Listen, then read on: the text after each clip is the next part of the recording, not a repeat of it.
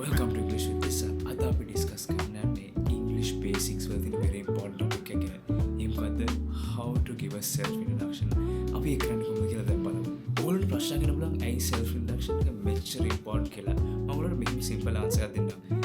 self introduction එක තමයි ඔයගොල්ලෝ කාවරි හම්බ වෙන්නේ නැද්දි එයාට ඔයා කියන්නේ කවුද කියලා basic understanding එකක් දෙන්න පුළුවන් එකම විදිය.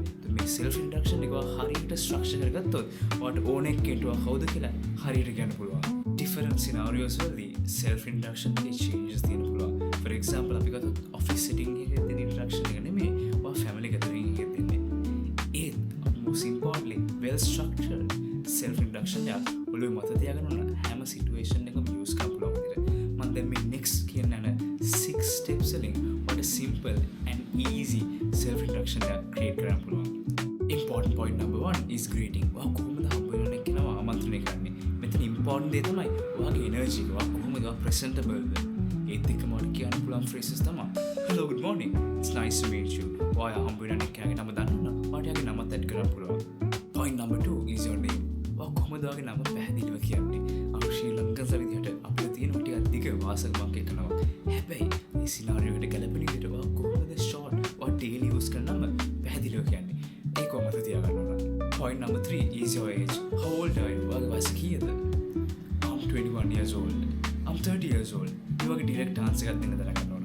point number 4 is your residence area. residence area කියන්නේ ඔයා ඉන්නේ මොන area එකේද? for example ලුයිවුඩ, පත්තරමුල. ඒ වගේ specific වෙන්න ඕනේ. ඔයාගේ address එකම කියන්න ඕනේ. හැබැයි ඔයා ඉන්න area එක මොකක්ද කියලා කියන්න අමතක කරන්න එපා. point number 5 is what you do. මොනවද කරන්නේ? ඔයා student කෙනෙක්ද නැත්නම් ඔයා work කරන කෙනෙක්ද? අපි දැන් ස්ටුඩන්ට් කෙනෙක් කියලා ගත්තොත් ඔයා කොහෙද මොන ස්කූලේ ස්ටඩි කරන්නේ? I study at your school name. ඔයාගේ ස්කූලේ නම. ඔයා ස්කූලේ ගිහලා ඉවරයි නම් I studied at ඔයාගේ ස්කූලේ නම. හැබැයි ඔයා work කරන කෙනා ඔයාට මෙහෙම කියන්න පුළුවන්. ඔයාගේ working company එකේ location එකයි නමයි.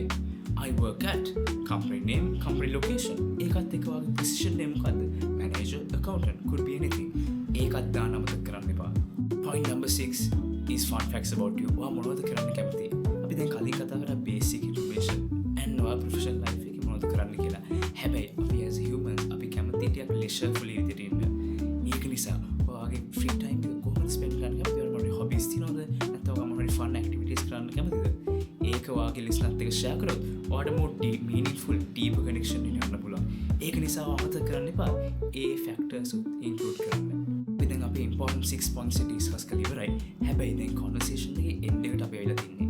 ඔයා දැන් මෙතනින් පස්සේ conversation එක නවත්තනවා. ඔයාට කියන්න පුළුවන් nice to meet you again. See you later. Goodbye. හැබැයි ඔයාට යාගෙන දැනගන්න ඕන ඔයාට කියන්න පුළුවන් what about you? How about you? කියලා ඔයාට යාගෙන් අහන්න පුළුවන්. ඒතර එයාටත් පුළුවන් එයාගේ details ඔයත් එක්ක share කරගන්න. Alright guys, මම දැන් important factors ටික කියලා ඉවරයි. අපි දැන් යමු මගේ example එකකට. Hello, good evening. I'm Mr. Singh. I'm 21 years old and I live in Nuvighoda. I studied at St. Thomas's College, Mount Lavinia. Currently, I work on content creation for English language. In my free time, I like to go on camping and do workouts. Alright guys, අද අපි අපේ tutorial එකේ end එකට අවිල ඉවරයි. How to do a self introduction. මොනවාරි questions තියෙනවද? comment එකක් දාන්න. ඒත් එක්ක මට promise කරන්න ඔයගොල්ලෝ මේක හොඳට practice කරලා self introduction එකට ready වෙනවා කියලා. Okay, see you in the next video.